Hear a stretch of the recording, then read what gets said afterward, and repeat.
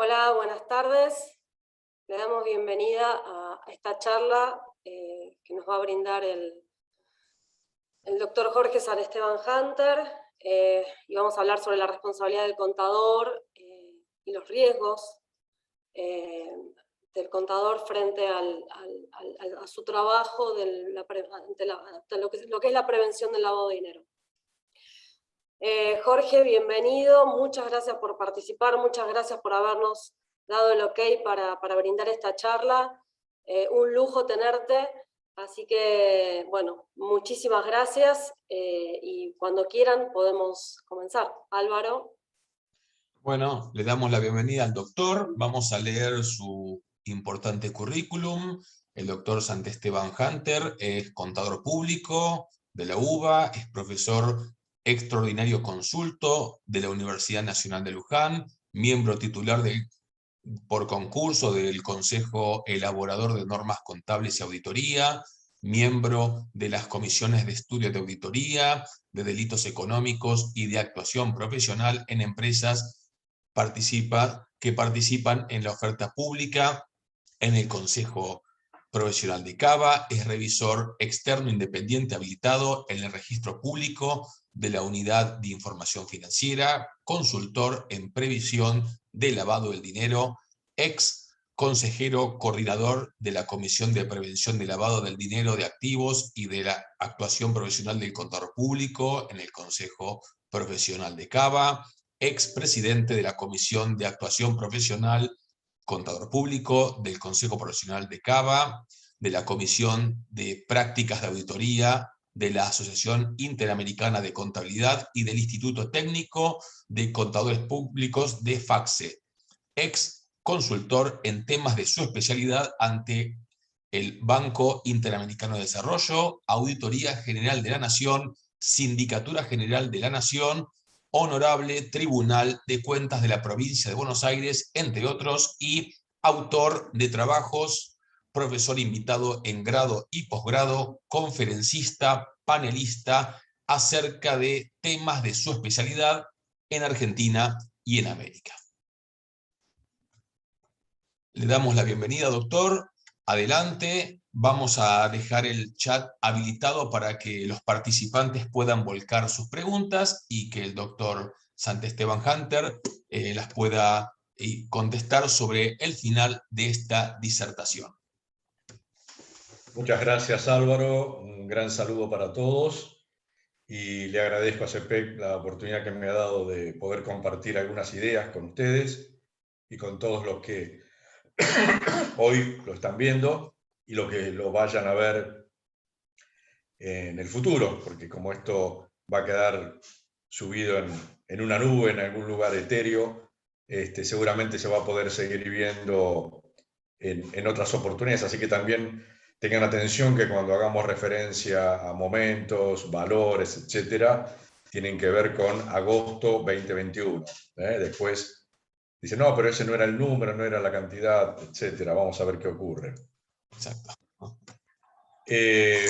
Voy a comenzar a compartir pantalla, Álvaro, así... Bien, perfecto.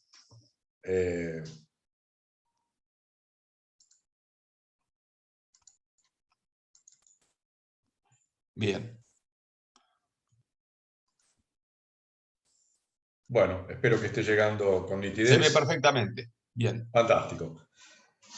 Vamos a hablar entonces de prevención de lavado. Siempre aclaramos que no hablamos de lavado de dinero o solo lo mencionamos, sino que lo que intentamos hacer es ver de qué manera podemos asumir esta carga pública, ¿no? Que tenemos no solamente los contadores públicos, sino también otros sujetos obligados. Para ello, es importante tener en cuenta que en el tiempo que tenemos previsto para todo esto, obviamente siempre va a ser exiguo, porque hablar acerca de una legislación tan frondosa, tan exigente, materialmente con cargas formales muy fuertes, es muy difícil poder sintetizarlo, no en una, en 3 o en 6 horas. Pero mi intención es al menos que después de estos 60 minutos, o un poco más con las preguntas y la interacción con todos, pueden llevarse algunas ideas y ver si esto nos sirve en nuestro desarrollo profesional. La primera pregunta que uno se puede hacer es si esto, que es una carga pública, también no puede ser considerado como una oportunidad profesional, ¿no? Es decir, si bien es una carga pública y como auditores o síndicos debemos llevar a cabo determinados procedimientos y cumplir con laboriosas instancias y cuestiones formales, también debemos tomarlo como una oportunidad profesional. Sin remontarme demasiado en el tiempo, solo 90 años atrás, el impuesto a las ganancias había salido por 5 años. Y lo tenemos todavía, ¿no? Más todo lo que vino después. Quiere decir, esto si lo veo también en un modo de legislación comparada, en el mundo, aquello que nació en el año 1989 con las 40 recomendaciones del Gafi y una tibia referencia en los 90 en algunas leyes locales que tenían que ver con narcotráfico, a partir del año 2000 una legislación positiva, del 2011 cambiaron varias normas, cambió el Código Penal, y ahora estamos en una instancia próxima a una evaluación mutua que va a ser el Gafi, que debió haberse hecho el año pasado y ahora está prevista, según las autoridades de la UIS, para el año próximo. Quiere decir que no perdamos de vista esto, que si bien hay una carga de trabajo adicional para los profesionales independientes, también puede ser una oportunidad profesional. No podemos dejar de pensar también en las responsabilidades que tenemos como sujeto obligado. A esto le podemos sumar las responsabilidades que tenemos como profesionales independientes auditores, responsabilidad penal, responsabilidad civil, responsabilidad profesional, pero bien, además de las que ya llevamos sobre nuestros hombros como auditores, debemos agregarle ahora las responsabilidades de ser sujeto obligado o, en una instancia previa, de tener que estar inscriptos y no estarlo, donde también hay una responsabilidad por la omisión. Quiere decir, todo esto es algo que debemos sopesarlo porque es claramente una línea, un camino de trabajo profesional que se puede llevar adelante especializándose o interesándose con profundidad en este tema, pero también considerando de que varios de nuestros clientes es probable que también tengan obligaciones de esta naturaleza. Y muy probablemente también candidatos a clientes hoy estén buscando este tipo de asesoramiento, y en esto doy fe que la consultoría en prevención de lavado ha crecido de una manera exponencial en los últimos años. Hoy la necesidad que hay, solamente hablando de 4 grupos de sujetos obligados, que son los últimos que se han incorporado al llamado enfoque basado en riesgo, que son los más altos en cuanto al grado de exigencia, entidades financieras y casas de cambio, remesadoras de cambio, emisores de tarjetas de crédito, mercado de capitales, mercado asegurador. Ahí reunimos más de 1000 sujetos obligados. Entonces, fíjense solamente en ese aspecto tan delicado, tan sensible, donde es necesario establecer y armar áreas de compliance, de cumplimiento interno, continuamente se requieren profesionales con experticia en el tema. Así que los que aún estén asomándose a esta ventana de oportunidad profesional, considérenlo con toda seriedad. ¿Cuáles son las características que podemos decir respecto del lavado de dinero en primer lugar? Lo que tenemos que aclarar es que para que exista lavado de dinero, que es un delito que tiene la necesidad de tener un delito precedente, en el cual en ese delito precedente haya habido una obtención de un beneficio financiero, económico, que no pueda ser justificado. Y como no puede ser justificado, hay que aparentar licitud a ese origen espurio para lograr luego transformarlo en un dinero blanco. Vamos a hablar en esos términos. Todos podemos reconocer, hoy estuve dando una capacitación de 4 horas a la mañana, así que la garganta está algo resentida, pero vamos a tratar de llegar bien al final. Podemos reconocer que en esa amplitud de oportunidades profesionales, el ser auditor externo nos da una llave importante respecto a nuestros clientes, porque fíjense que si una de las cosas que requiere la prevención de lavado es conocer al cliente, sería imposible llevar a cabo una auditoría bien hecha con las reglas del buen arte de una auditoría si previamente no conocemos al cliente. Y en función de eso, el conocer al cliente nos va a habilitar a algo más que el simplemente ver un balance de sumas y saldos y ver el contenido de las cuentas. Entonces, insisto, primer gran idea para los que se asomen por primera vez a este tema. Hay un delito precedente y el dinero obtenido, que es dinero sucio, se pretende llevar a un dinero blanco, diferenciándolo del dinero negro. O sea, el dinero negro es compro, vendo o hago transacciones lícitas, pero no declaro la venta. El dinero sucio es llevo adelante transacciones ilegales o reconozco la obtención de un beneficio, por ejemplo, por un acto de corrupción, en detrimento del erario público, y eso lo pretendo llevar como un dinero blanco. Entonces, el delincuente, porque estamos hablando de delincuentes, es una palabra muy pesada y que muchos hoy le están, vamos a decir en términos de vacuna, corriendo el brazo a la vacuna, para decirlo de alguna manera gráfica, diciendo acá no hay delito, acá hay errores, acá hay situaciones. Acá está claramente puesto en el Código Penal con todas las letras diversas situaciones. Entonces, ¿qué es lo que busca el delincuente? Y la plaza que más se permita todo esto. Cuando digo la plaza puede ser el país, el estado, la provincia, la ciudad, el municipio, el lugar donde pregunten menos. Y si allanan el camino para esto, tanto mejor. Nadie hace esto porque se equivocó. Uy, yo cobré una coima y creí que esto no iba a ocurrir. Ahora, ¿qué hago con este dinero? Siempre hay una intención, hay dolo. Entonces, desde ese punto de vista, ni siquiera un dolo eventual, toda la intención concebida para ese punto. Y trae consecuencias políticas, sociales, menores ingresos al erario público, que después podemos entre todos hacer un tratado de cómo se mal administra el Estado. No por este gobierno, de varias décadas atrás.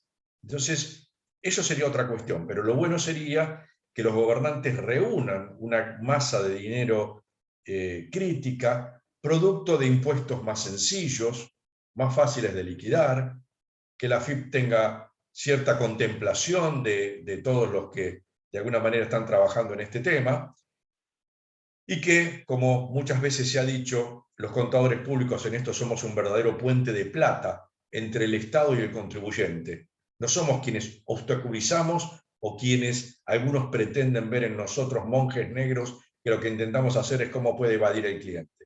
En realidad lo que tratamos de, en resguardo de nuestro buen nombre profesional y de nuestra ética, decir, bueno, esto es lo que tienen que cumplir. Después está en cada cliente, en cada sujeto de derecho tributario, vamos a decir así, el cumplir o no cumplir.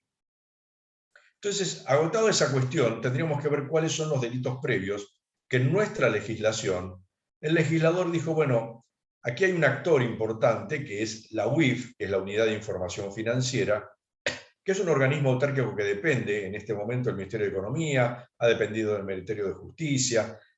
La idea que yo trato, no importa tanto de qué ministerio depende, porque esto va cambiando continuamente, sino que siempre depende del Poder Ejecutivo y de algún ministerio. Entonces, desde ese punto de vista, si podemos, porque a veces uno dice, uy, ¿cuál era ahora? No importa tanto eso. Lo que importa es que tiene ciertas obligaciones y que nace no de una cuestión autónoma absolutamente, si bien es autárquico, no es autónomo en el punto de que hay siempre una cuestión política dando vuelta. Entonces, los delitos que el legislador le dijo a la UIF, intente ver si el delito precedente, como les decía antes, el delito anterior, el que generó ese dinero, es alguno de estos que están en este mapeo. Y ahí nos encontramos en narcotráfico, actos de terrorismo, prostitución o tráfico, trata de personas, extorsión, secuestros, delitos contra la administración pública, que digamos, así como llamamos fraude cuando hay un delito en el sector privado, se la llama corrupción cuando está en la administración pública. Y por último, y acá viene la estrella, vamos a decir, el actor principal en nuestro país, que son los delitos tributarios, y entre los delitos tributarios la evasión fiscal. Entonces, si hoy, en una legislación positiva que data desde la última reunión del GAFI de hace 10 años, en donde dijo los delitos tributarios en el mundo, no solamente en Argentina, los delitos tributarios son delitos precedentes, cuestión que la doctrina discutía previamente, por eso que les conté antes, en el sentido de si yo vendí algo lícito, pero lo que hice fue olvidarme de hacer la factura. No importa, ahí se está cometiendo el delito porque hay una carga tributaria que se desconoce. Entonces, fíjense que el escenario es de lo peor. Argentina, con un país de entre el 40 y el 50% de evasión fiscal, y esperemos que no me quede corto en esa estimación, vamos a tener o que la mitad de nuestros clientes no declaran todo lo que venden, o que todos declaran la mitad, o que tenemos la suerte de tener una cartera de clientes que declaran todo y otro colega que no declaran nada. En fin, la mezcla puede ser como cualquier estadística, cualquier número armada a capricho, pero hay un riesgo grande. Y el riesgo grande que es cuando se quiere reingresar ese dinero negro, por llamarlo de alguna manera, transformado en dinero sucio, el circuito lícito. Es decir, bueno, entro en un sinceramiento fiscal, por ejemplo, entro en un blanqueo. Blanqueo, palabra que en el resto del mundo de habla hispana es sinónimo de lavado de dinero, de lavado. O sea, cuando ustedes entran y googlean blanqueo de capitales, no es que ese país entró en un perdón fiscal, sino que en realidad se está refiriendo al lavado de dinero. Entonces, hecha toda esta configuración, y fíjense una pequeña perlita que está todavía en las esferas judiciales, pero al parecer algún sector de la justicia desconoció en una parte el último sinceramiento fiscal, diciendo, sí, está bien, se le perdonaron los impuestos que omitió de pagar, porque ustedes recuerdan que para entrar al sinceramiento fiscal uno tenía cual terapia de grupo levantarse y decir, soy evasor fiscal, o fui evasor fiscal, si no, no podíamos entrar. No podíamos, no, yo no entré, pero quiero decir, no se podía entrar. Desde ese punto de vista, el haber sido evasor fiscal es un reconocimiento implícito en el que entró en el sinceramiento. Otro sector de la justicia dice, bueno, bien, te perdonaron el impuesto, pero no te perdonaron el delito de haber omitido el impuesto. Y hoy se está ventilando una causa que no viene al caso hablar de quiénes son los actores y demás, donde se está discutiendo si no cabe una pena por un delito contemplado en el Código Penal, porque entró en el sinceramiento y reconoció que había evadido impuestos. Tema complejo si lo hay. Lo dejamos ahí y avanzamos. En nuestra legislación positiva nos encontramos que la ley 24256 es la ley que nace en el año 2000, es la ley que contiene la legislación positiva ordenada, que tipifica el delito, lo que veíamos recién, le dice a la UIF, preferentemente investigue si los delitos precedentes son estos, que define quiénes son los vigías en la sociedad, tanto en el ámbito privado como público, que deben estar alertas para ver si encuentran algo que les llame la atención, y de inmediato, con algunas formalidades, reportarlo ante la UIF, constituye la unidad de información financiera, genera un régimen penal administrativo, o sea, nos puede doler en el bolsillo si teníamos que estar inscriptos y no lo estamos.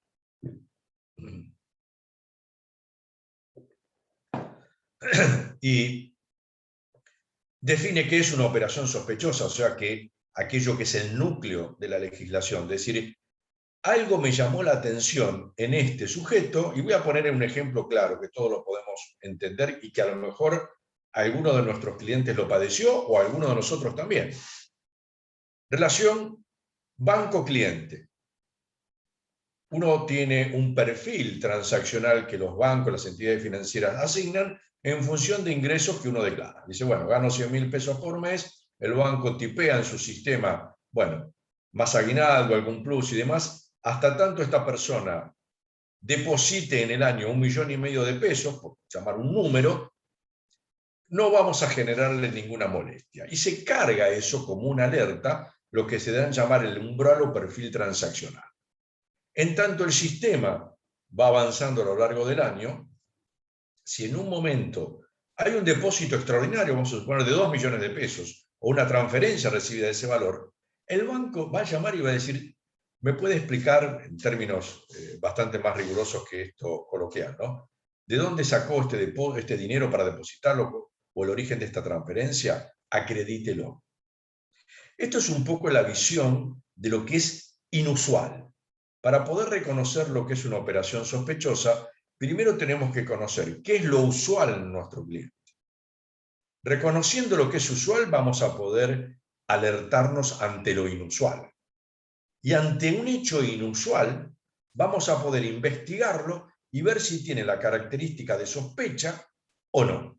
En función de eso, hay un procedimiento a seguir que tendrá que ver con archivar la inusualidad, habiendo documentado de que era una inusualidad justificada, por llamar de alguna forma, o emitir lo que se llama un ROS, reporte de operación sospechosa, consecuencia de algo que el cliente no pudo explicar y que nosotros en nuestro rol de auditores externos o de cualquier otro sujeto obligado de los que están en el artículo 20 de la ley que acabo de aludir, nos obliga.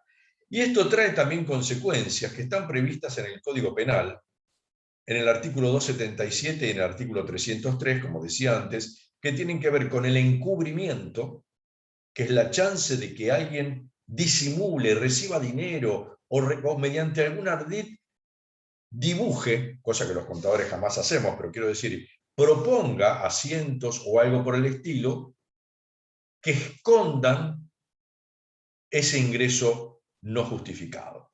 Entonces, la primera cuestión que uno debiera preguntarse, o que algunos de los que están presentes hoy o están escuchando esto unos días después, es ¿cuándo me tengo que inscribir? Porque si yo tengo que cumplir con una carga pública, soy autoridad de mesa en las PASO, o he tenido que llevar a cabo alguna actividad como agente de retención, que no me gusta demasiado, pero lo tengo que hacer, esos son cargas públicas, ¿cómo debo inscribirme? Entonces, lo primero que tenemos que ver es quiénes son los entes, personas humanas o personas jurídicas que están obligados por carga pública a inscribirse ante la UIF. ¿Cómo qué? Como sujetos obligados.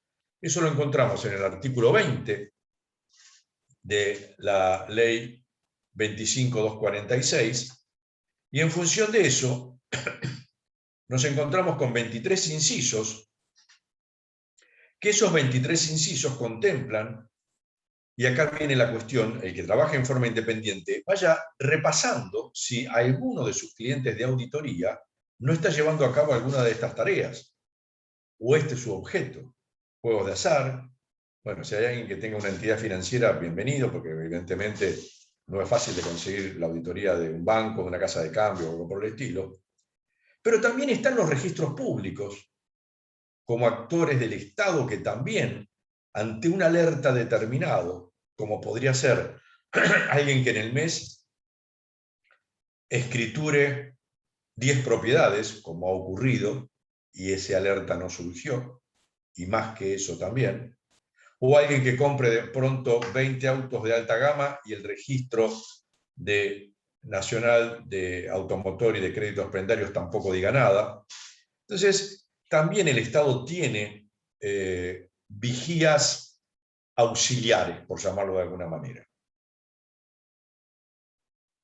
Todo aquello que configure la compra-venta de obras de arte, suntuarios, aquello que no tiene necesariamente un valor, como puede ser un valor de mercado, no sé, un kilo de harina puede ser una cosa, pero un cuadro puede ser otra cosa. O sea, ¿quién le coloca el valor al cuadro?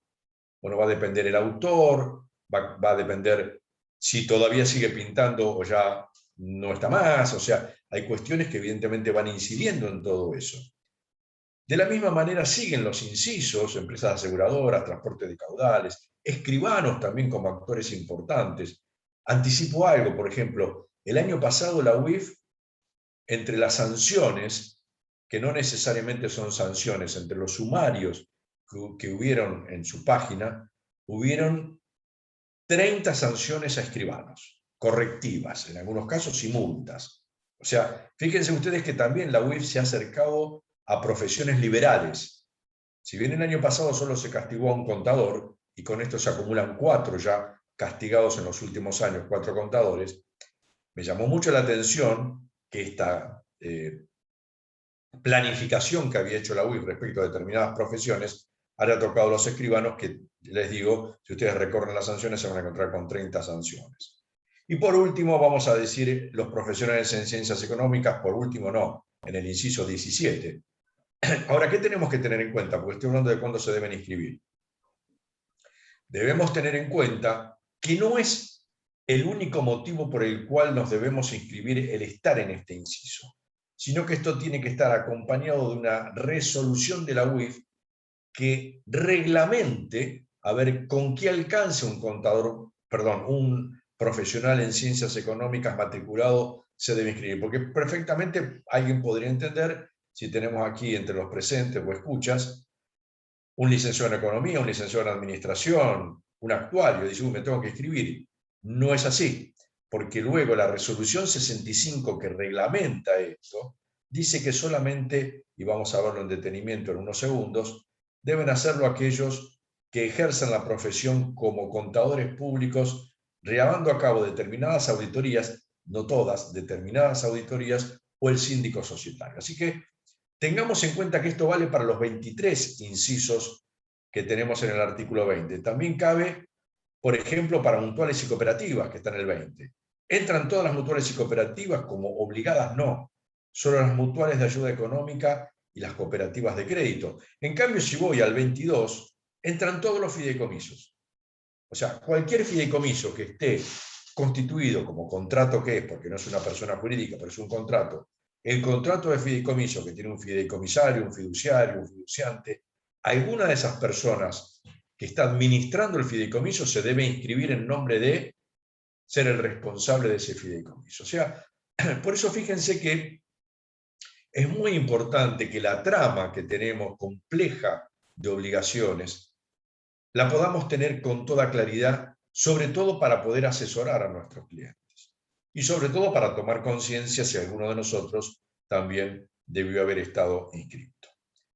En el caso concreto de las profesiones de ciencias económicas, nos encontramos en la resolución 65 del 2011, que ya cumplió 10 años, ha llegado a un número redondo, sopló velitas, etcétera, pero sigue en el tiempo mal, porque fíjense que esta resolución habla de los servicios prestados cumpliendo con la RT7, que ya está derogado en todo el país. Entonces, aún así se comprendió que se refería a servicios de auditoría o sindicatura societaria en 2 planos.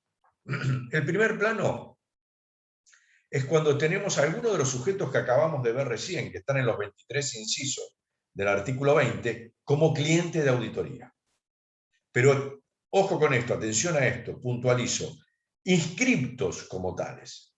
Porque yo podría tener en el inciso 18, que no lo mencioné expresamente, personas jurídicas que reciben donaciones o aportes, pero podría ser que no esté obligada a inscribirse. Es un ONG que recibe donaciones por debajo del umbral que actualmente es de 196.000 pesos mensuales y no está obligado a inscribirse. Si es el único cliente que tengo, no tengo obligación de inscribirme. Por eso digo, y es muy importante que una de las ideas que se tienen que llevar es que para poder inscribirse hay que ver si hay una resolución de la UIF que obligue a ese sujeto obligado, incluido en el artículo 20 de la 25246, a inscribirse. Esta sería una condición cualitativa, es decir, estoy en el artículo tal, me tengo que inscribir. Pero después hay una cuantitativa, que es aquellos que no se alcanzaron, no están incluidos en el artículo 20 antes aludido, pero que en el último balance auditado tenían un activo superior a 56 millones de pesos, vigente hoy, agosto 2021. Esto puede cambiar en el tiempo. Ha ido cambiando, pero la realidad es que esto no ha cambiado desde año y medio largo para atrás, con lo cual este número ya tendría que estar cercano al doble. También otro factor es aquellos que hayan duplicado su activo o sus ventas en el término de un año, con algunos parámetros que deben superar los 5.600.000. Esto, si hay alguna duda sobre el final, las vamos a responder. Pero es importante que en este slide 11 tengamos esto presente. Entonces, he determinado que me debo inscribir. ¿Cómo tengo que hacer? Entro en la página de la UIF, que es www.argentina.gov.ar/UIF. Busco donde dice sujetos obligados. Dentro de sujetos obligados me voy a encontrar con un link que me va a permitir entrar a un espacio que dice registrarse por primera vez. Recorro el registrarse por primera vez hasta abajo, donde dice ir a la registración. A partir de ahí abre otra ventana posible que me van a preguntar si soy persona física o persona jurídica, que me debo inscribir. Digo persona jurídica porque podría ser, por ejemplo, un operador de tarjetas de crédito que entra como persona jurídica, aunque quien se inscribe es el llamado oficial de cumplimiento, que siempre termina siendo una persona humana. En el ejemplo que les estoy mostrando, están solamente, he previsto, el link que tiene que ver con los contadores como sujeto obligado, donde hay que cargar una serie de datos que ustedes los conocen y los pueden reconocer, se completan los datos, se crea una contraseña, se finaliza, y al finalizar, automáticamente en el correo electrónico, que es muy importante, que es un correo electrónico que debemos atender permanentemente, nos va a llegar un link de la UIF diciéndonos: valide la inscripción, la preinscripción, ahora les voy a contar por qué, ingresando en este link que está dentro del correo electrónico. Ingreso allí, me va a transportar a un entorno de la UIF, donde he generado una contraseña, donde es un entorno seguro, y en base a eso me van a dar 15 días para que aporte determinada información, que en el caso de un contador público va a ser una nota suscripta donde describo determinadas características que las tienen ustedes en ese slide, y además le voy a adjuntar copia de mi DNI, constancia de mi quit y una copia certificada del consejo en donde estoy inscrito, diciendo que estoy matriculado, que puedo ejercer la profesión y que no tengo que estar sancionado. En el caso de ser un fiduciario, hay que adjuntar la copia certificada del fideicomiso, y si es una persona jurídica es más complejo todavía, porque esto que yo acá estoy aclarando para la inscripción de una persona humana contador público, si se trata, como el ejemplo que les di antes, de una emisora de tarjetas de crédito, de una fintech que sea habilitadora de pagos, es una persona jurídica y tenemos que subir el estatuto con todas sus reformas, última asamblea, designación de autoridades, inscripción de las autoridades, designación del oficial de cumplimiento, actas certificados por contador público, bla, bla, y etcétera, y siguen los requisitos formales. Entonces, ¿cuándo culmino la inscripción? Cuando en la primera etapa ingresé en la página web de la UIF, y en la segunda etapa entregué físicamente o por correo electrónico, actualmente en la época del ASPO y del DISPO y de todo lo que tenemos dando vuelta por ahí, completé la inscripción que había hecho en forma remota por una inscripción hecha remota, pero con evidencias certificadas por escribano, etcétera, etcétera. Cumplir esa etapa, la UIF me habilita. Y a partir de la habilitación, ¿qué tengo que hacer? Ver de cumplir con todas las obligaciones que la UIF, en la resolución pertinente a ese sujeto obligado para contadores, la resolución 65 del 2011, me obliga a cumplir. Entonces yo me encuentro que estoy inscripto, completé la inscripción, presenté todo lo formal, y ahora en mi estudio tengo que diferenciar si tengo clientes de auditoría que estén obligados por alguno de los dos ítems que les marqué antes, o sea, si son sujetos obligados porque están en el artículo 20 de la ley y se han inscrito, o si son sujetos que entran por el rango cuantitativo. Ahí los tengo a todos jugando en el mismo partido. En cambio, los otros clientes, vamos a pensar que tenemos como cliente, no sé, una gran ferretería mayorista o una explotación agropecuaria, que no entran en ninguna de estas alternativas porque a lo mejor no tiene un activo superior a 56 millones porque está arrendando un determinado campo para un feedlot o algo por el estilo, o haciendo la crianza por medio de feedlot o un arrendamiento, lo tengo en otros clientes y no debo hacer nada respecto de prevención de lavado. Sí debo hacerlo respecto a mis obligaciones como auditor, pero no en materia de prevención de lavado. Entonces, una vez que eso está, me inscribí. ¿Qué tengo que hacer? Tengo que llevar a cabo determinadas tareas. Las 4 centrales son, tengo que tener un manual del estudio, como si fuese un manual de control interno, pero un manual con los mecanismos de prevención de lavado que nuestro estudio ha implementado en su personal, colaboradores, socios, etc. ¿Qué dice la norma, la 65? De acuerdo con las normas que emitan los consejos, esto fue un logro que logramos hace unos 15 años en el Consejo Cava y en la Federación de Consejos, diciendo, bueno, ustedes son los que tienen que autorregularse en materia de cómo tiene que ser el manual. Ahora les voy a contar por qué es importante esto. Primera obligación, tener un manual. Segunda obligación, capacitar al personal. Esto que estamos teniendo hoy con el certificado que seguramente CEPEP luego les va a entregar por haber participado, los está habilitando a decir ustedes, bueno, en el año 2021 he tenido la chance de hacerlo, y si no hay un certificado, bueno, seguramente se encontrará algún mecanismo como para poder acreditar que esta capacitación se realizó, y si no, van a tener que tomar la capacitación, no hay otra alternativa. La otra cuestión, un poco no se los dije antes, que hay que llevar un registro escrito de las inusualidades que hayan concluido en ROS. Y por último, obviamente, tener herramientas tecnológicas adecuadas, que hoy creo que ninguna auditoría se puede llevar a cabo si no tenemos ese presupuesto. Entonces, como la UIF determinó que los contadores podíamos tener un modelo de manual, lo que hicimos, fíjense que el manual tiene que tener estos 9 capítulos, recuerdo siempre que en la comisión éramos 8 los que participábamos, 4 por federación y 4 por el Consejo Cava, y el tema era quién se quedaba con el 9º capítulo, ¿no? Porque había alguien que tenía que hacer 2 veces. Se solucionó ese tema.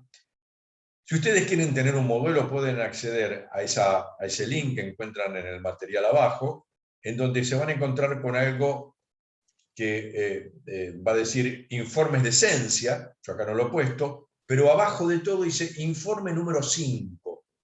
Y ese informe número 5 es un archivo en Word que ustedes pueden bajar, cambiarle el nombre de modelo de manual por el nombre del estudio o del nombre de cada uno de ustedes, y tienen ya una orientación de qué cosas habría que colocar en esos 9 capítulos. ¿Qué hablamos de inusualidad? Inusualidad es aquello que se aparta de lo que nosotros sabemos que nuestro cliente tiene que tener. Por ejemplo, si nuestro cliente tiene actividades que todas son a través de la banca, por transferencias bancarias, y de pronto aparecen depósitos en efectivo, eso nos debiera llamar la atención. ¿Por qué nos debiera llamar la atención? Porque ¿cómo va a tener depósitos en efectivo si todas las transacciones, tanto de cobranza como de pago, se hacen a través de banco? Y eso debiera ser motivo de un procedimiento de auditoría y también de un procedimiento en materia de prevención de lavado. En auditoría uno diría, bueno, acá hay algo que me llama la atención, vamos a seguir esta pista. En prevención de lavado se lo llama operación inusual. No tiene justificación, tendríamos que averiguar, el cliente nos puede dar o no una aclaración respecto de cuál es el origen de ese depósito en efectivo, que se puede o no alejar de las prácticas de mercado, y después que lo investigué, que tengo conforme a la legislación, y esto es común para la mayor parte de los sujetos obligados, 150 días desde que tomé noticia de la inusualidad hasta que concluyo en el archivo o en el ROS, tengo 150 días, casi 5 meses para investigar. Si concluyo en que esta es una operación sospechosa, o sea, que es inusual, se alejó de las prácticas de nuestro cliente porque está fuera del ámbito de mercado, etcétera, etcétera, no me queda otro remedio más que ir a un reporte de operación sospechosa, que es lo último que uno quisiera hacer con su cliente, porque en definitiva, un reporte de operación sospechosa, ¿qué es? Estoy sospechando de que este dinero que ingresó en la sociedad de la cual yo soy auditor tiene origen en un delito. En pocas palabras, estoy tratando al cliente de delincuente y considerándolo como tal. Y a nadie le interesa tratar al cliente como delincuente. Porque en general, y esto es una pregunta que les hago para que ustedes la respondan cada uno per se, la sociedad y lo hago en tono de pregunta, ¿consideran ustedes que la sociedad considera a la evasión fiscal un delito? Si yo le pregunto al hombre común, el evadir impuestos, no hacer factura, ¿es un delito? Y muchos van a lo mejor hasta iniciar, cosa que yo no he visto aún, ¿no? Un piquete por la alta carga tributaria, o un día nos vamos a encontrar todos los contadores en el puente Pueyrredón, cortando el puente Pueyrredón porque la AFIP no tiene la página en condiciones. No va a llegar esto, ni estoy alentando la comisión de un delito, pero quiero decir, ese tipo de situaciones claramente se pueden llegar a dar en el sentido de decir, la sociedad no entiende que evadir impuestos es un delito. Al contrario, no pocos de ustedes habrán escuchado de algún cliente desapegado a sus obligaciones que yo tengo un amigo que tiene un contador que no sabe todo lo que hace y casi no paga nada de impuestos. Siempre existe esa visión, bueno, perfecto, andate con el amigo, con el contador de tu amigo y seguramente vas a ser un tipo feliz y probablemente además puedas disfrutar la felicidad en libertad. Y si no estás en libertad, contratate un buen abogado que te saque pronto. Pero bueno, esas serían un poco las alternativas que tendríamos hasta esto. Lo que quiero dejar en claro entonces es que podemos en el transcurso de una auditoría encontrarnos con operaciones inusuales, pero no todas las operaciones inusuales son claramente sospechosas. ¿Qué es lo que uno tendría que hacer en todo este escenario? Conocer al cliente. ¿Ustedes pueden concebir una auditoría si no conocemos al cliente? Muchas veces yo en la carrera de grado planteaba ante los estudiantes dos planillas de decir acá tengo un balance de saldos y acá tengo otro balance de saldos. ¿Podemos llevar a cabo la auditoría con los dos balances de saldos? Y si claro, si era el primer año que ingresaban, decían sí, por supuesto, deme el balance de saldos y empiezo a investigarlo. Pero es decir, no, porque este balance de saldos es de una farmacia, por ejemplo, y este balance de saldos es una empresa transnacional, importadora y exportadora, con 20 sucursales en el país. Ambos son balances de saldos, pero si yo no conozco al cliente, no puedo iniciar una auditoría. Entonces, este supuesto básico que implica la norma internacional Know Your Customer, esto es, conozca a su cliente, KYC, es imposible llevar a cabo una auditoría si no conocemos al cliente. Que suelo referirme a esto con una diferencia muy grande, de decir, una cosa es identificar al cliente y otra es conocerlo. Uno puede identificar a una persona con el DNI, muestra el DNI, frente, dorso, acá está mi DNI. Perfecto. Averiguaron lo que querían saber, soy yo. Muy bien. ¿Pero me conocen? No. Para eso tengo que entrar en la empresa, en el circuito productivo, en el circuito de comercialización, en el área de controles, etcétera, para poder conocer a mi cliente. Como ese es un supuesto que en auditoría ya lo tengo, lo doy como check en mi listado de asuntos pendientes. Las reglas de oro entonces en prevención de lavado son estas tres, las que encontramos en el slide 31, que es conozco a mi cliente, le informo a la UIF lo que es sospechoso y guardo absoluto silencio. Por imperio legal de todo esto, ¿no? Ahora, para poder diferenciar entre mis clientes cuáles son susceptibles de mayores controles, yo lo que debo hacer es armar o preparar lo que se llama una matriz de riesgo. Calificando a mis clientes si son de riesgo alto, por ejemplo, todos aquellos que comercien o tengan ingresos con consumidores finales, o cobren mucho en efectivo, o no tengan que identificar a quién le venden. En el término medio puedo tener clientes que a lo mejor reúnan parcialmente esa característica, pero que además pueden tener lo que se llama una persona expuesta políticamente, que puede estar teniendo alguna injerencia en actividades vinculadas con el Estado. Y en un riesgo bajo puedo tener otro tipo de sujetos obligados en donde el riesgo de esas auditorías puede llegar a ser menor. Entonces, armada esa matriz de riesgo que exige, por supuesto, todo un trabajo de estar atento, determinando parámetros, ponderación de parámetros y cualificación de los clientes, yo llego a definir para cada cliente un programa de auditoría. Y ese programa de trabajo está sustentado en esta parte de la resolución 420 del 2011 de la Federación de Consejos, que en los puntos 234 y 235 hace una diferencia esencial de si me encuentro con clientes del artículo 20, ¿Se acuerdan que antes habíamos dicho? Teníamos clientes cualitativos porque estaban en el inciso 20 de la ley 25.246, o si me encuentro clientes que entran por los 56 millones. Entonces yo prefiero hablar de aspectos cualitativos en el primer caso y cuantitativos en el segundo. Si son cualitativos y tengo que evaluar el control interno, ¿qué es control interno? Control interno preventivo de lavado. O sea, si estoy en una ONG que tiene la resolución 30 del 2011, si no recuerdo mal, que dice ustedes tienen que tener un manual, auditoría interna, un oficial de cumplimiento, etc., lo que tengo que hacer como auditor es ver que eso sea cumplido por la ONG y entregarle todos los años un informe como auditor externo diciéndole ustedes están cumpliendo con las normas de la UIF. Eso mientras la ONG no tenga otros ingresos. O sea, que sus ingresos sean los que la obligaron a entrar en la UIF como sujeto obligado. O sea, que reciba aportes o donaciones por encima de determinado límite. Pero podría ocurrir que la ONG tenga un gran salón de actos, un anfiteatro, y que cada tanto alquile ese anfiteatro para llevar a cabo reuniones, discursos, eventos o lo que fuera. En ese caso, si yo tengo operaciones que no tienen que ver con el aporte o con la donación, o sea, con el núcleo de que ese sujeto obligado debió tener, yo ahí tengo que investigar, porque ¿qué podría ocurrir?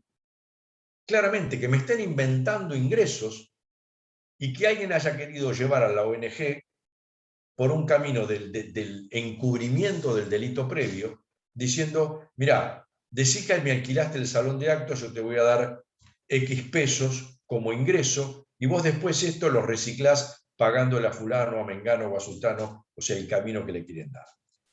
Con esto uno trata de poner algún ejemplo, el tiempo no nos da para mucho más, pero para tratar de pensar cuáles son nuestras obligaciones cumpliendo con las normas de la UIF y las normas profesionales.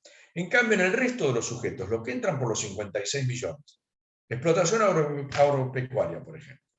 Y yo me encuentro que dentro de la explotación agropecuaria tiene producción de cereales, venta de animales de invernada y otros ingresos.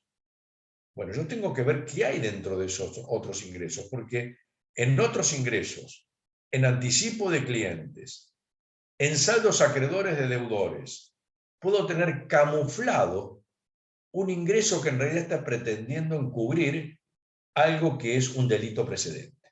Y lo dejo dormido en esa cuenta. O el auditor no consulta respecto del origen de todo eso.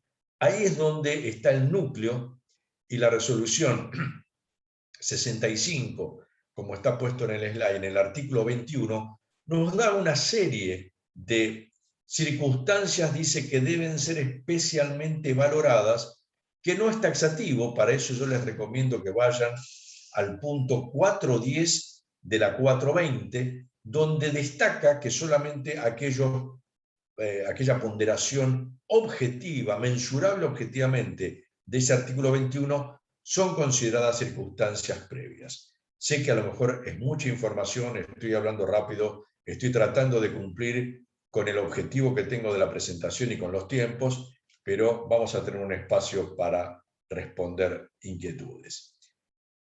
¿Cómo me protejo? Así como ahora estamos en una época de vacunas y me protejo, me aíslo, me cuido, tengo distancia, etcétera, etcétera, también, y esto es un aporte personal, un pensamiento que les dejo a ustedes para compartir y para que lo puedan enriquecer, que desde mi punto de vista estos 5 grupos de documentación, tengan en cuenta ustedes que llamamos documentación ahora, el proyecto 43 de resolución técnica dejó de llamar papeles de trabajo a lo que llamábamos así para llamarlo documentación.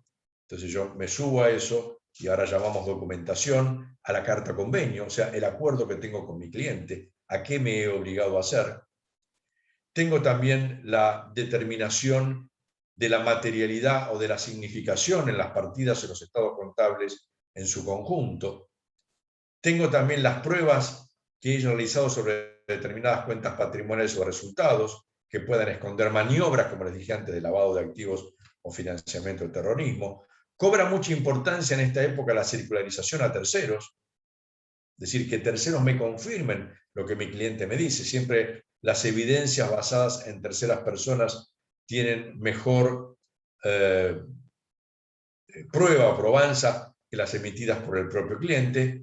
Y definitivamente la carta de gerencia, por favor, que muchos pueden resistirse o nos resistimos en las pymes a pedir carta de gerencia, o sea, que confirmen por escrito todo aquello que han dicho verbalmente, tanto el contador, el tesorero, el presidente, todos los que hayan sido actores de todo esto.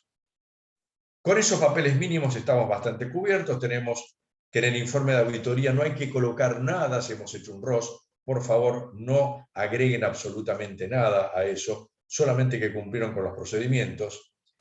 Y como les dije al principio, dentro de las oportunidades que tenemos, estos son los 4 sectores que hoy el enfoque basado en riesgo, a partir del año 2017, se ha llevado a entidades financieras y casas de cambio, como para, en estos grandes sujetos obligados, grandes jugadores en cuanto a las estructuras y demás, puedan colaborar con la prevención del lavado.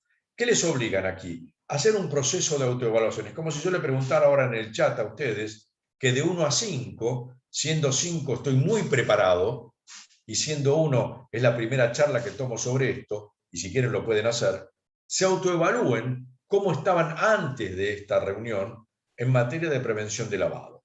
Entonces, si alguien quiere ir digitando del 1 al 5 algún numerito, lo van haciendo y vamos viendo el resultado, pero en función de esto, estos actores tienen que autoevaluarse y decir cuáles son sus políticas, sus procedimientos, cómo se encuentran, y presentar un informe que se llama de autoevaluación antes del 30 de abril de cada año, que luego exige además también elementos de cumplimiento, y está en el lote que yo les decía antes, de más de 1 millar de sujetos obligados. Ustedes tengan como idea que hasta el año 2019 había aproximadamente 100.000 sujetos obligados inscritos a la UIF.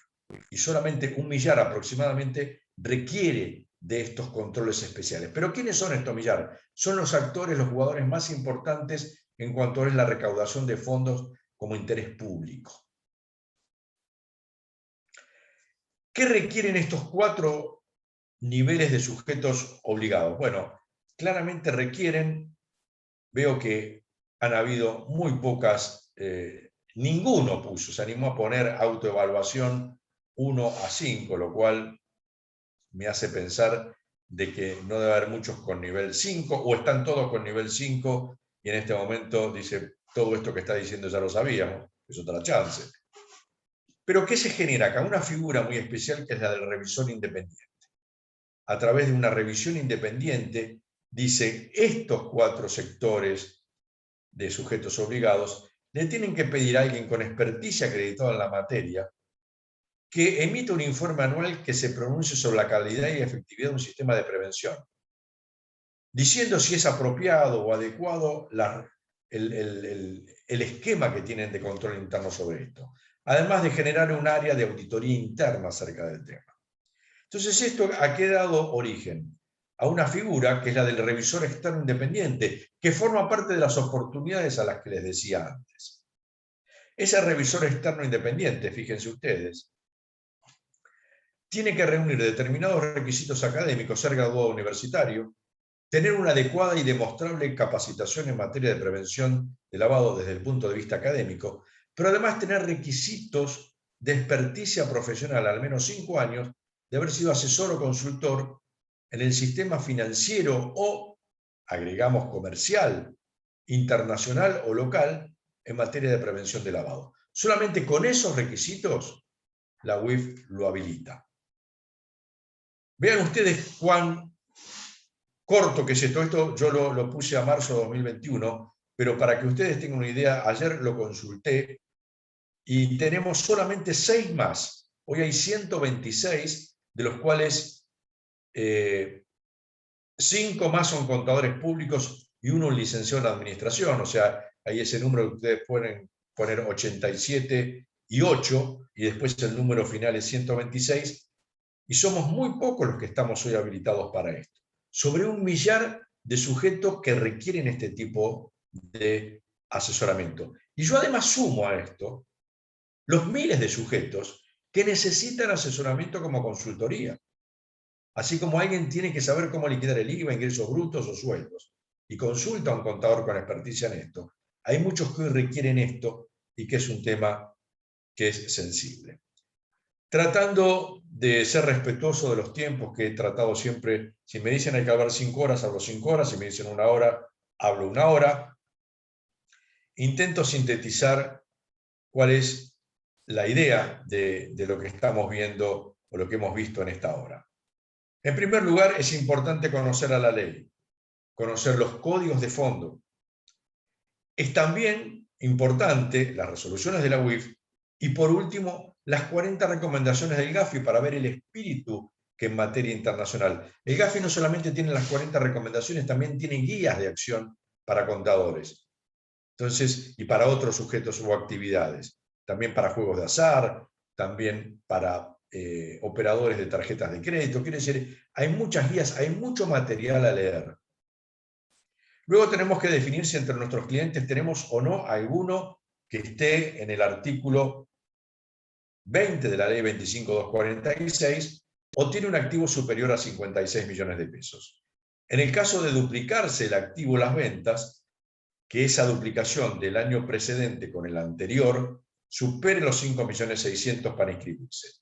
Si corresponde, me inscribo como contador público, primero en la página web y después recuerden ustedes que hay una inscripción por escrito a distancia, lo cual me obliga a generar cierta política interna que comprende el manual de control interno antilavado, un programa global antilavado, programa de trabajo específico para este cliente en este momento, conocer al cliente, armar o preparar un legajo. La mayor parte, por ejemplo, de los legajos ya en el último sector del enfoque basado en riesgo, la UIF lo que pide es que todos los legajos estén digitalizados, nada en papel. Documentar adecuadamente todos los procesos que hemos hecho de revisión, establecer un perfil transaccional y una matriz de riesgo de cada cliente, ver el grado de materialidad o de significación de ese servicio de auditoría que tenemos que prestar, tener adecuados papeles de trabajo, documentar adecuadamente todo esto, distinguir en nuestro cliente si la operación es usual, inusual o sospechosa, clarificar las inusuales, si es sospechosa reportarlo, y de reportar llevar un registro de ese reporte, evaluando el dilema ético de ¿mantengo un cliente que por un lado lo estoy considerando delincuente y por otro lo sigo asesorando? ¿O sigo siendo su auditor?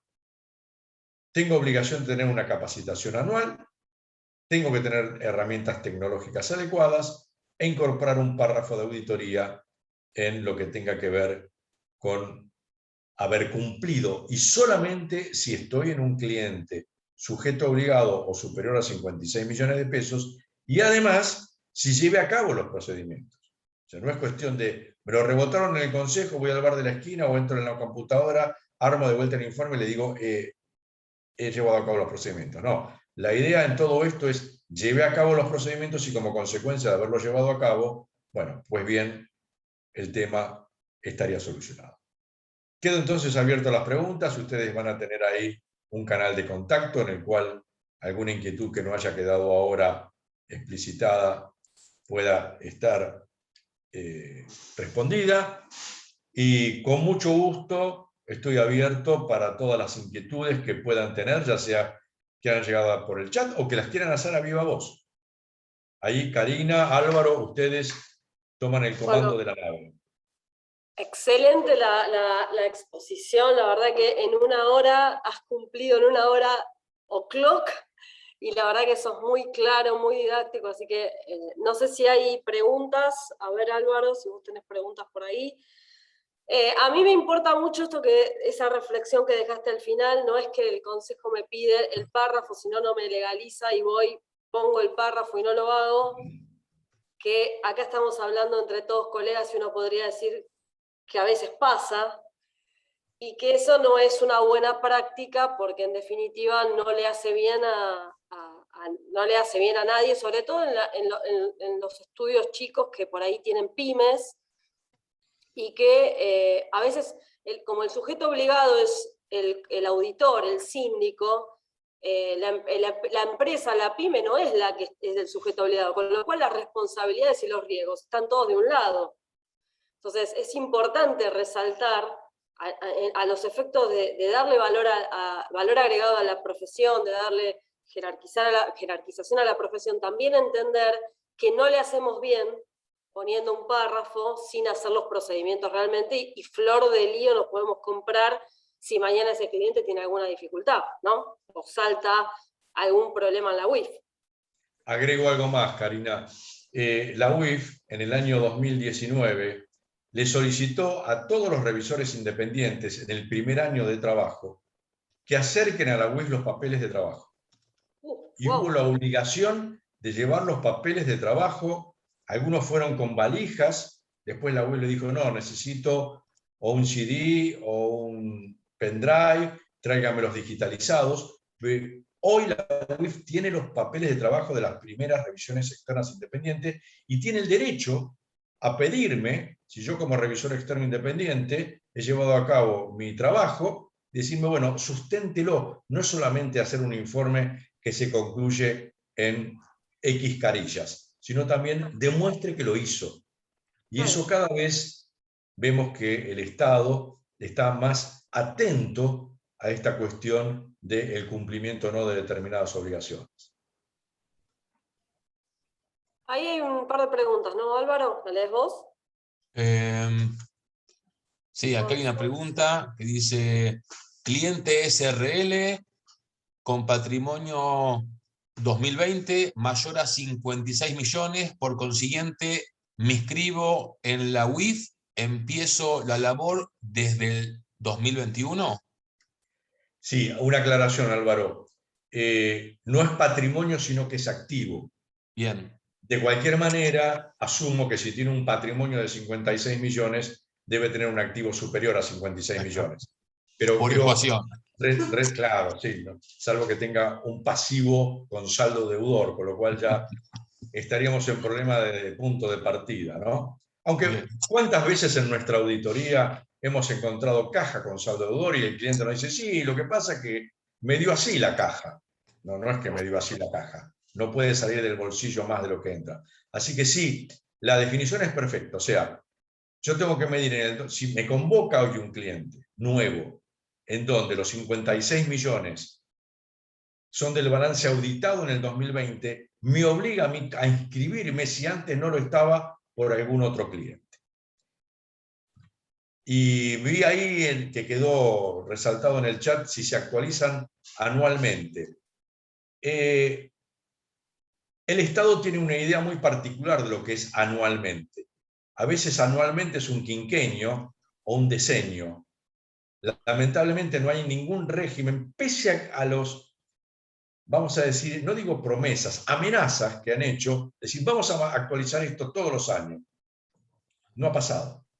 Estos 56 millones datan ya de más de 18 meses atrás. Con lo cual, tendríamos que estar como mínimo arriba de los 100 millones. Desde Federación muchas veces hasta hemos propuesto, entremos en la calificación de pymes y veamos en función de todo esto un régimen que se vaya actualizando de manera constante, pero pareciera que el legislador y los organismos le tienen temor a que se escape algún sujeto obligado, ¿no? Sí, la realidad es que la no actualización permanente lo que hace es aumentar la cantidad de sujetos obligados por activo, digamos, por el valor del activo. Bueno, creo que no hay más preguntas. No. A ver si alguien quiere hacer alguna pregunta más, puede también abrir el micrófono. La charla va a quedar grabada en el canal, más arriba pusimos, el material de la charla está colgado en la página web. Yo tengo una pregunta para vos, que no sé, es difícil la respuesta, ¿no? Pero, ¿por qué? ¿Cómo es posible la asimetría que un síndico societario y contador sea sujeto obligado y un síndico societario abogado no lo sea? ¿Hay respuesta para eso o es solamente el lobby? A ver, yo podría dar una respuesta seria y una más o menos seria. La primera resolución que salió respecto del alcance de los sujetos obligados, en el inciso 17 decía casi textualmente que están alcanzados los profesionales en ciencias económicas matriculados en los consejos respectivos, salvo cuando actúan en defensa en juicio. Decía textualmente así la legislación original. Entonces, claro, muchos colegas que habíamos empezado a debatir este tema, nos preguntábamos cuándo un contador actúa en defensa en juicio. Y algunos dijeron, bueno, cuando uno es consultor técnico. Sí, pero en realidad como consultor técnico yo estoy emitiendo un informe profesional en resguardo, sí, de mi cliente, pero no es exactamente. Entonces empezamos a ir al debate parlamentario y a las cuestiones previas a que se sancionó la ley, y parece que por algún descuido en esos laberintos que tiene nuestro Congreso Nacional, con muchas escaleras, despachos, etc., se cayó una palabra. ¿A qué no saben qué palabra se cayó? ¿Cuál? Profesionales en ciencias económicas matriculados en los consejos respectivos, abogados, excepto que actúen en defensa en juicio. Entonces, se cayó esa palabra porque, claro, evidentemente a lo mejor no estaba fuertemente tipeada y los abogados quedaron afuera. Y claramente, hoy si nos situamos en lo que el GAFI establece para este tipo de sujetos obligados, y lo hemos presentado muchas veces desde Federación ante las reuniones que hemos tenido con la gente de la UIF, o incluimos a nuestros primos los abogados, que puede ser que haya alguno aquí presente y no se sienta mal, los incluimos para ser pares en esto, o excluimos a los contadores como síndico y no tenemos esa obligación, porque en realidad ya el auditor está haciendo. A todo esto también hay una suma o una cadena de controles superpuestos en cuanto a lo que hoy es el revisor externo independiente y el auditor externo. Entonces, a ver, es un tema que alimenta a un debate mucho más amplio y creo con esto haber respondido tu inquietud. Sí, totalmente. Me parecía interesante ponerlo sobre la mesa. Hay una pregunta, Álvaro, ahí, Sí. ¿no? Si un Sí, hay una pregunta de Karen que dice, si un contador se inscribe como porque una empresa duplicó su activo, ¿cuándo se puede dar de baja? Y después continúa, a partir de que se inscribe el contador, ¿debe presentar los reportes sistemáticos en cero? Tenemos una gran ventaja, voy por el final. Los contadores no tenemos reportes sistemáticos, ni mensuales, ni anuales, ni nada. Solamente hay que reportar cuando se genera una operación sospechosa. Esto a diferencia, por ejemplo, de alguien que está recibiendo aportes o donaciones, que mensualmente tiene que hacer un reporte sistemático, o un operador de tarjetas de crédito cuando supere una cantidad determinada de salarios mínimos vital y móvil en cuanto a consumos, tiene que identificar a quienes han superado ese importe. Pero nosotros como contadores tenemos la ventaja de no tener que hacer reportes sistemáticos, si podemos llamar ventaja a un renglón sobre 500 hojas de legislación, digamos, ¿no? Pero vamos a pensar que eso es así. Y la primera parte era la duplicación del activo. Si el activo se duplicó en términos de lo que dice la 420, la resolución 420 de Federación, tiene que exceder los 5.600.000. Esto no es ni más ni menos que un 10% de lo que la UIF considera como activo límite.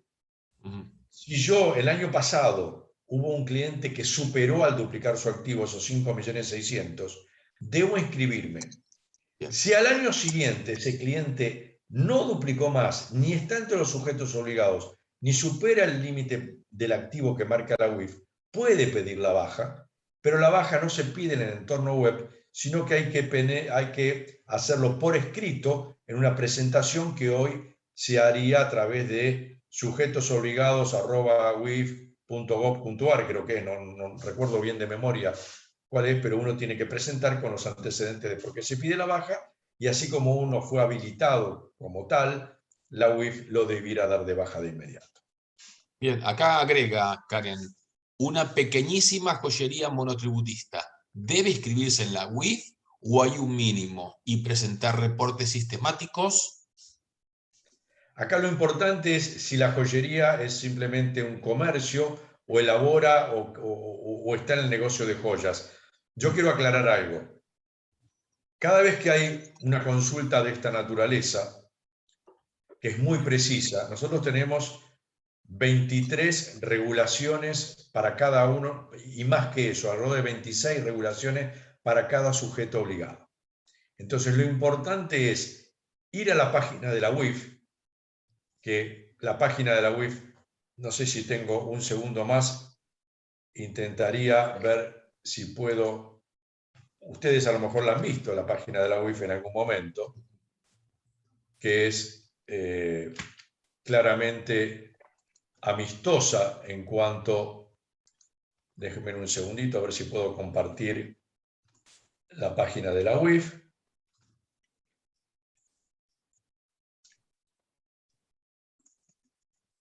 Voy a comenzar a compartir un segundo.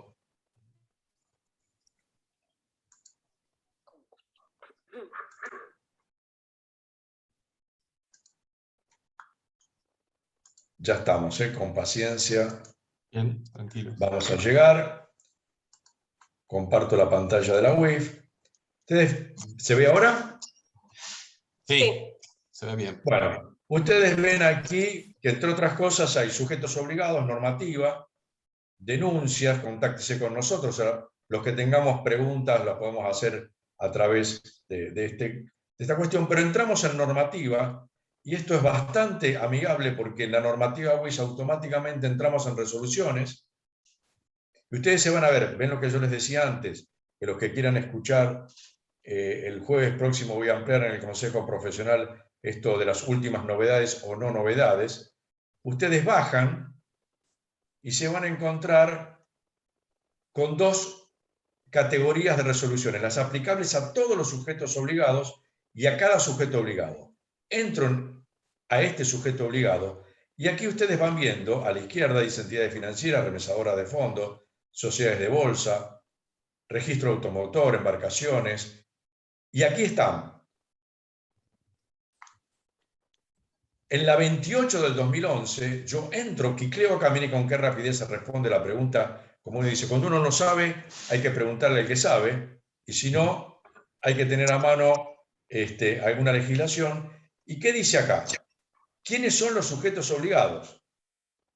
Hay una definición en donde dice, a los efectos de la presente resolución, se entenderán por sujetos obligados aquellas personas físicas o jurídicas dedicadas a la compra-venta de obras de arte, antigüedades u otros bienes suntuarios, inversión filatécnica o a la exportación, importación, elaboración o industrialización de joyas o bienes con metales o piedras preciosas.